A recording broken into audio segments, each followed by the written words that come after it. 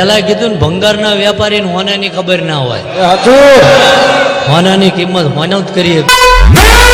એટલે ઝાલા કાલ વસ્તુ હોય ને ભંગાર થઈ જાય, જૂની થાય, ભંગારિયાને અહીંયા હાલવા જાઓ એટલે અડધી કિંમત ઉપજે.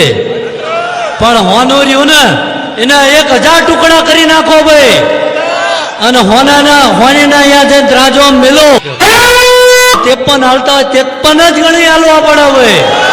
हमारे आने का अंदाज जोर से नहीं, चाहने वालों के शोर से पता चलता है. Spider acoustic.